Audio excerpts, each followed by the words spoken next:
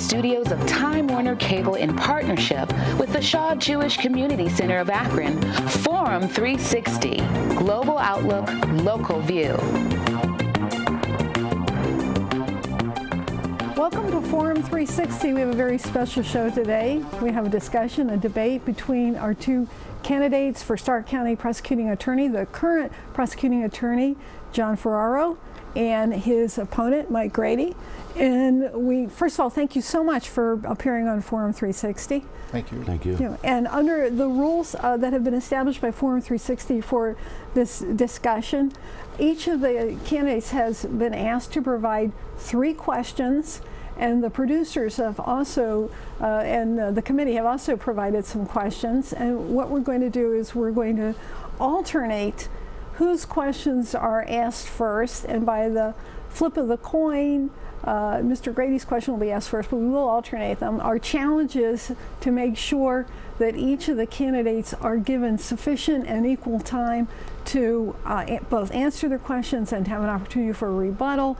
Our challenge is to make sure that the timing is as close as possible. It may not be totally accurate, but we know that our audience will keep us aware of what's going on with respect to the timing and the fairness of the questions, so that's our challenge.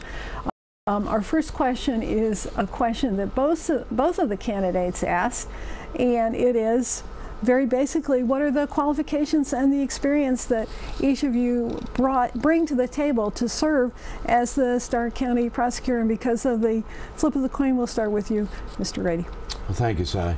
My qualifications are probably different than what you usually see of a person running for a Stark County prosecutor or prosecutor anywhere. Actually, I come from the private sector. I recently retired after 30 years with the Babcock and Wilcox Company. I was the Vice President and Chief Legal Counsel of this Fortune 500 company prior to the bankruptcy, but prior Fortune 500 company for a period of 10 years as Chief Legal Counsel. And as you can imagine, in a corporation it's the size of $4 billion corporation, rather large, and a sundry of different issues that would arise. I had a staff of 26 attorneys, 4 paralegal, and other support staff. And so with those qualifications, as well as an educational background with the University of Pittsburgh, St. Francis University, where I hold a master's degree in industrial relations, as well as my JD from Capital University here in Ohio, Columbus, what I would bring, I think, is a business-minded, practical approach to solving some of the issues that I think are pending and looming in Stark County. Thank you, Mr. Ferraro. Thank you. Currently, I'm serving my 9th year as Stark County prosecutor. Prior to that, I was the Massillon Law Director, which was also the Massillon Municipal Court prosecutor. So I've been doing prosecutorial work for about 24 years now. Prior to that, I did have prior to me becoming Stark County prosecutor, I did have a private law practice.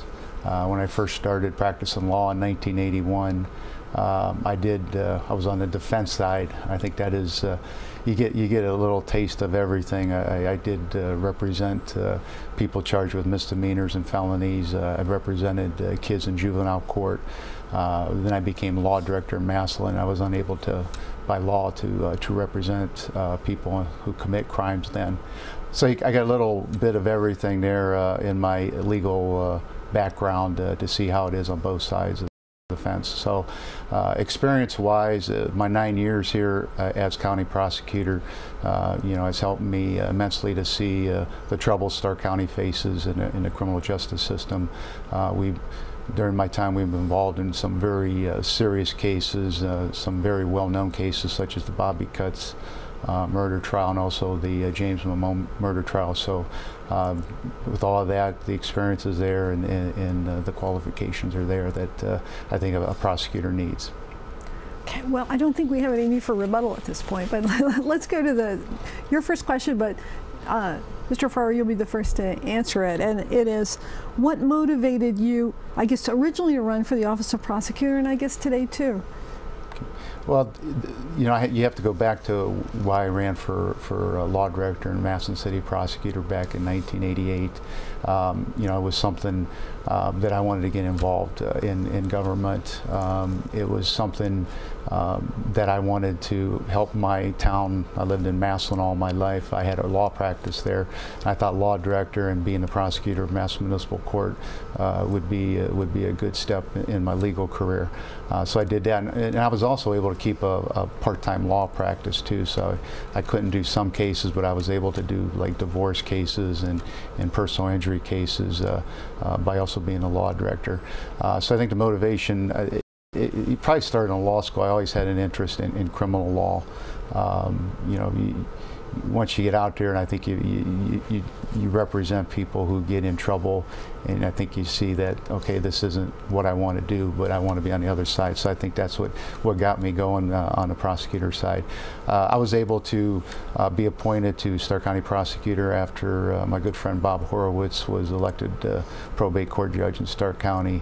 And you know, I was appointed, and I have run twice, and been elected twice since then. So this time, I feel that, you know, 9 years is good. I think I can do another 4 years, and I'm looking forward to serving the citizens if reelected. Mike? Well, my motivation is frankly because Mr. Ferraro has been in the office for 9 years. I got into this and I got motivated to do this.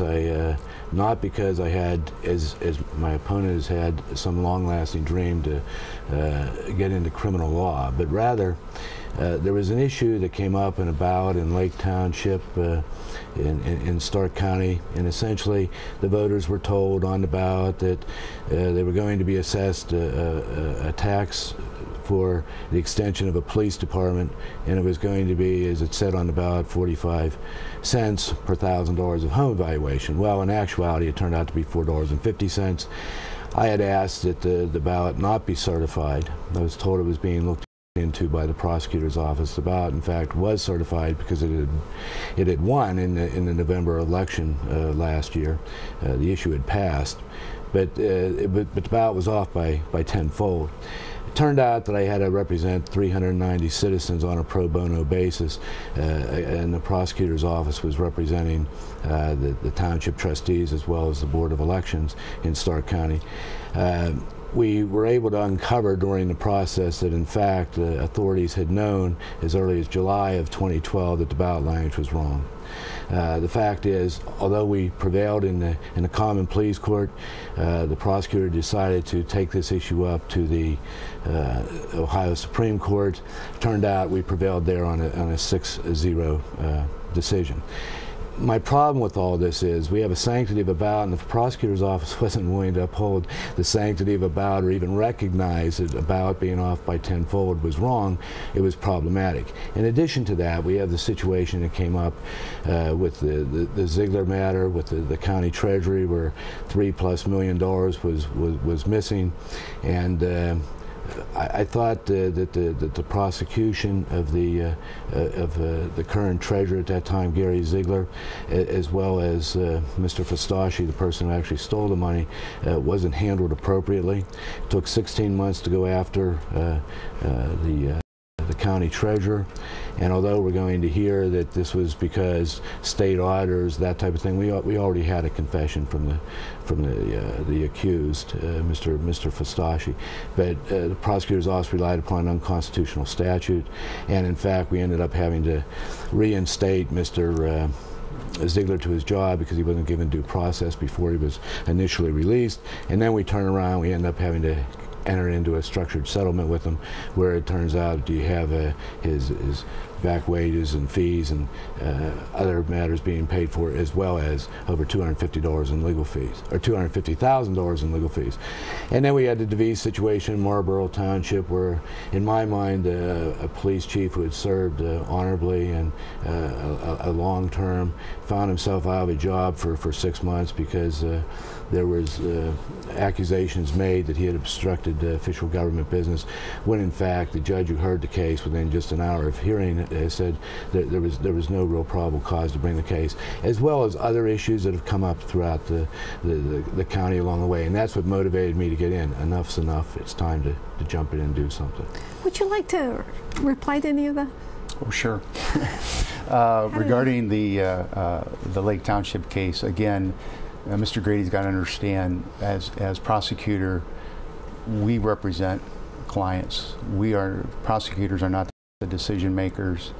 When the Lake Township trustees decide to appeal an issue, we represent them, and we do so. It's a client attorney relationship. We are not a decision maker. The treasurer's situation, again, 16 months. We were waiting for the audit. That was well documented. We could not do anything until we did get that audit back. The FBI was also doing an investigation at that time. Once it was done, we took appropriate action, and relying on an unconstitutional statute. Us attorneys, when we take our oath of office, swear to uphold the laws, part of it, the laws of the state of Ohio. That statute was the law of the state of Ohio at the time. It's not for attorneys to determine whether a statute is unconstitutional or not. It's up to the courts, and that's what happened in this case. The DeVise case, the grand jury was presented with the investigation by the Stark County Sheriff's Department. They came back with the opportunity of no billing a case or indicting. They decided to indict the chief.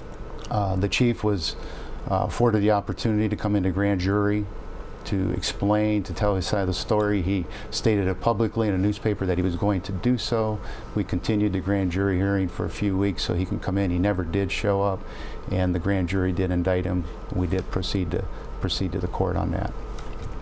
Did you have a brief response to that? Well, I really do, and in reverse order. As we all know, a grand jury can indict a ham sandwich, number one, with the DeVise case.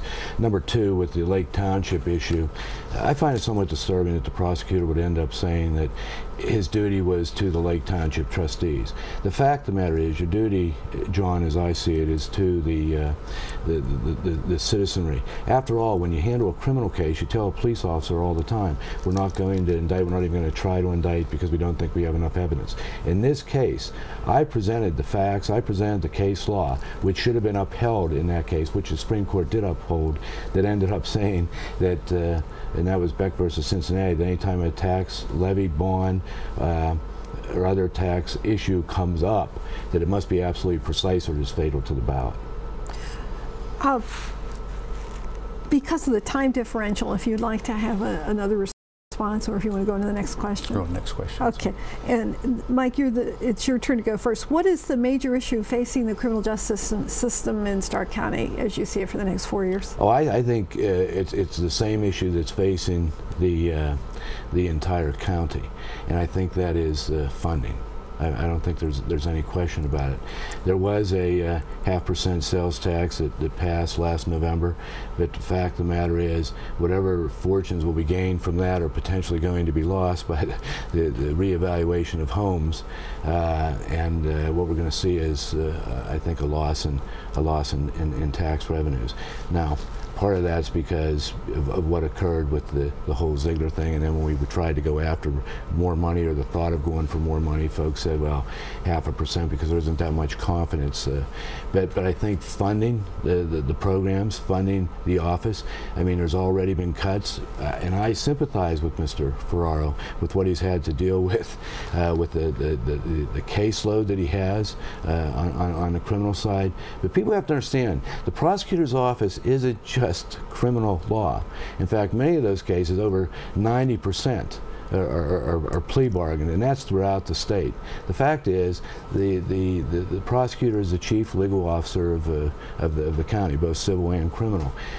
But the fact is, having competent, capable folks and being able to pay them enough money and having the resources to do that is going to be one of the major issues, as well as keeping a handle and helping to deter crime by prosecuting crime. John Ferraro. Yes, you know, we could say it's guns, drugs, gangs, which it is in Stark County, but in a way it is the funding issue, not just for the county, in my office in particular, but also for all our police agencies. As a prosecutor, I want to see more police on the streets.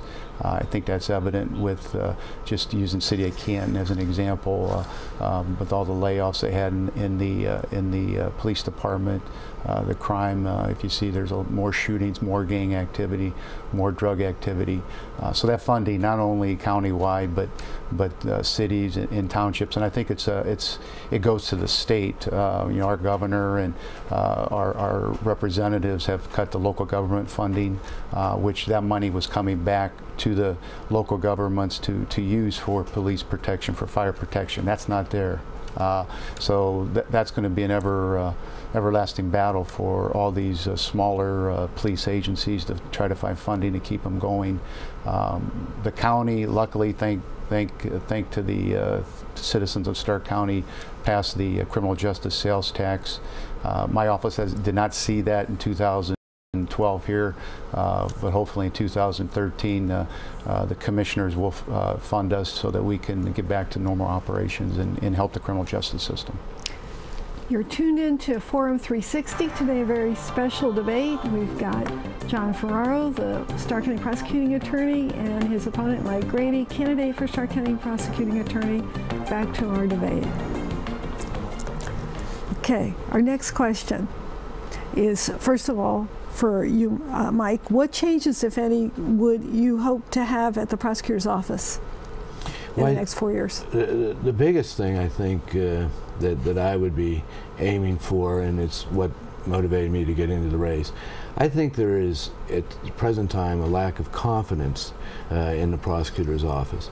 And I think there's a lack of confidence because of the items I mentioned moments ago, and they include what went on with the Gary Ziegler prosecution, what went on with Lake Township.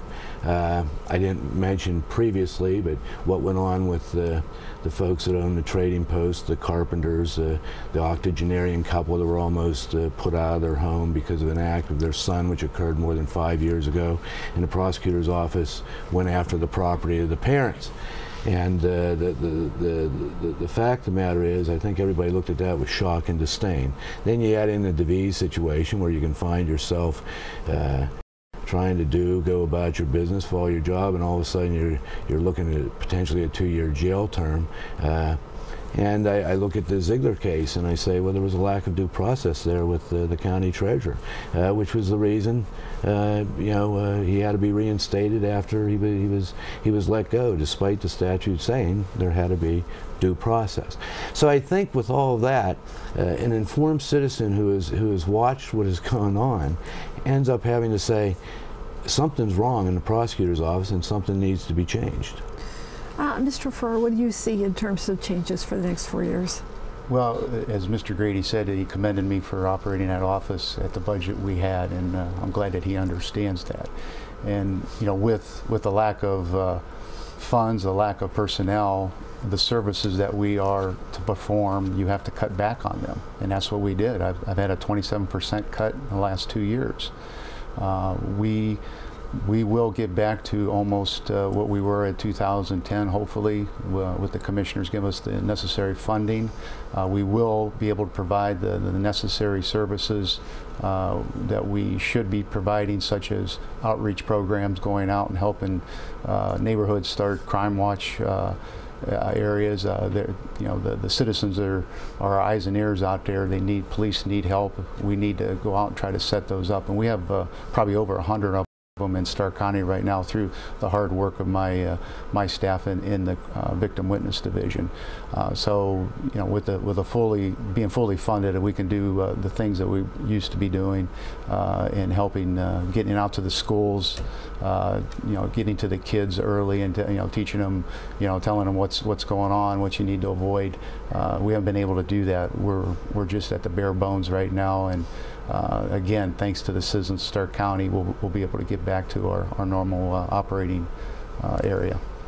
Are you interested in rebuttal, or should we go on to the next question? We can go on to the next question. Okay. Mr. Ferraro, it's your turn to go first. If reelected, what are your goals for the next 4 years? The first one, of course, Sally, I mentioned that many times, to get the staffing back to the 2000 level. We're probably around between 12 and 15 positions less than what we had starting in the year 2010. Again, that's important to assist our prosecutors in the prosecution of these very serious crimes, helping our civil division to help with our probably over 100 statutory clients that we have to deal with on a daily basis. Second of all is the gang situation in Canton. A lot of people in Stark County might say that, well, that's a City of Canton problem. It's not our problem. That's not true. Gangs just don't center in one area anymore. Where there's chances to make money, chances to commit crimes, they're going to go all over. So I think all Stark County has to understand if there's a bad gang problem, eventually it could come out to their areas, be it in Jackson, Lake, or wherever. And I think we have to understand it. We hope to get the SERVE program going again. SERVE is the Canton Initiative to Reduce Violence. We had it about a few years ago. It involves getting the community involved, the churches, the social service agencies, trying to get the gang members basically to bring them into court, telling them what they're going to be facing if they commit these crimes, especially with the guns.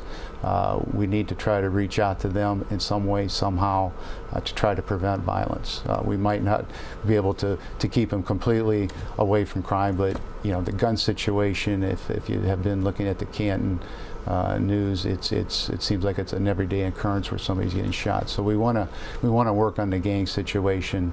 Also, I'm a member of SCOG, Stark County Council of Governments, and what that organization tries to do is look at merging items such as the 911 system. We've been trying to work with that for a couple of years now. When you're dealing with so many entities in the county, you get into some political things there, but we're working on that. There's a lot of police agencies, a lot of fire departments in the county. Maybe there's some chance of merger. Maybe Scott can be there to help facilitate, to help talk to these agencies, because as I said earlier, the money's not coming from the state, and the voters here are turning down the levies left and right. So eventually there's going to be some strains on these departments. Okay. Goals Grady? for the next 4 years? Yeah, if elected, what are your goals for the next year, Mike Grady? Well, the goals for the next 4 years would be to transform the office, to make it efficient, make it effective, and make it responsive. Piggybacking on to what John was talking about, but there is some disagreement here. The office has run, and he just noted, with the staff that it's had currently, although it's down 15 to 17 people. I think that's the number that Mr. Ferraro used.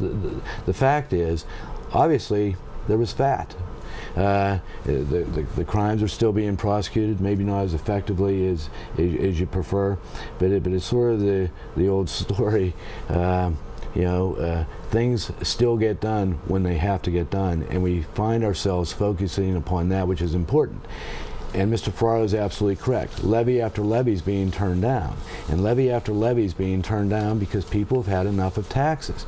And that's why you have the administration in Columbus that you have. Now, that has a little bit of backlash because now looking to get the resources from Columbus, they're not there. Okay, so you have to look more to yourself, and you got to look for the more efficient, more effective ways to be able to do things. You got to be able to do them lean. People are not looking for more government, they're looking for less government. That's what's happening in the industry. That's what I lived through. I went with a company that went through bankruptcy and helped bring them through bankruptcy to the success they are today, okay, over 6 long years. And we turned it out to be one of the best employers, ranked #2 actually in Ohio as the best employers to work for. That's what we need to bring to the Stark County Prosecutor's Office. That's what we need to bring to government, period. It needs to be leaner, it has to move quicker, okay, but it also has to be responsive. And that's what I would intend to do. Bring in those experiences that I've had as a very successful business person at a number of levels within a large, very successful corporation. Okay. Next question, if you guys would limit your response to just a minute each, and that is, the Stark County Prosecuting Attorney also has civil responsibilities and provides legal advice with respect to employment matters. One of the people brought to our attention that because of the various changes, you now have dispatchers under SCOG who are coming from various different organizations who are now working together, and yet they're working side by side. Some people are making one amount of money an hour, and other people that are dispatchers right next to them are earning substantially more. So any effort to get equalization for these people?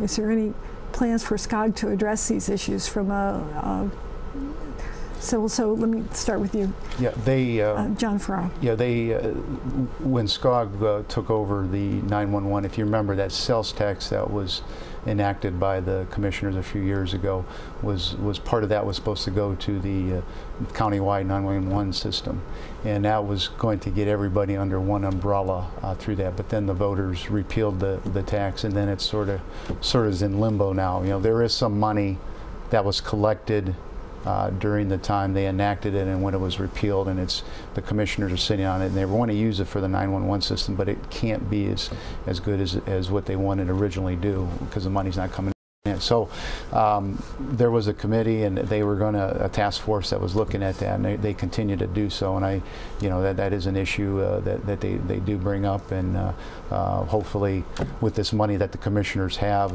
we'll be able to get everybody at least working under the same roof and paid the same. Okay, Mike Grady. See, here's the problem.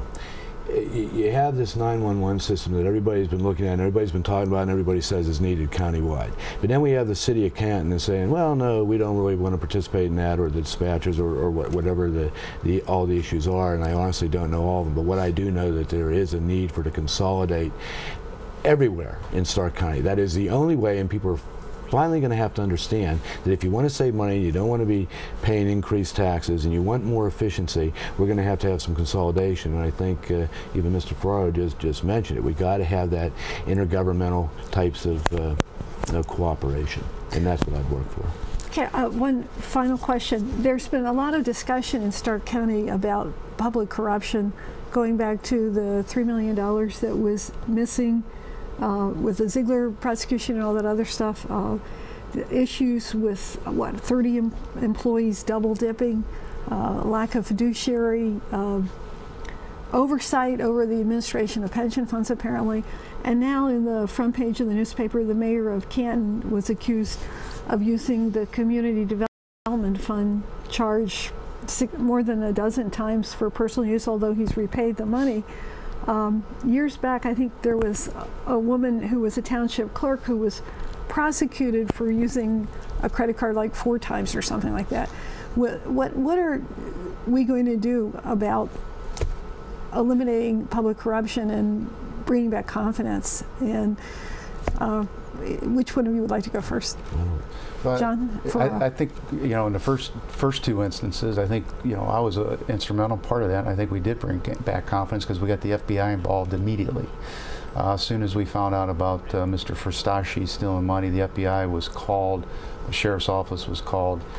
We got it into action immediately. And I was also the one with the alleged double dipping over in City of Canton. I mentioned that the FBI should do the investigation there also. I don't think any local police agency should have done it. The FBI did do it. I think, when you say the word FBI, I think the people believe that they're going to do a thorough, objective investigation, and in both of them, they did. Thank you. Grady. First and foremost, what there needs to be in county government and all local forms of government is just what is in private industry, and that's an ethics and compliance program where everyone has instructions of the do's and the don'ts, and anytime that there's an infraction, it's then prosecuted. The fact of the matter, what has happened with the Healy matter, with the credit cards, what happened with the treasurer situation is absolutely outrageous, and part of the reason that I was motivated to come into the race, because these precursors, ethics and compliance programs, are just non-existent, and then it takes too long to prosecute. Thank you very much for Forum 360. A quick debate between 2 candidates for Stark County Prosecutor, Mike Grady, candidate for Stark County Prosecuting Attorney, and John Ferraro, who's the current Stark County Prosecuting Attorney. On behalf of Forum 360, thank you for tuning in.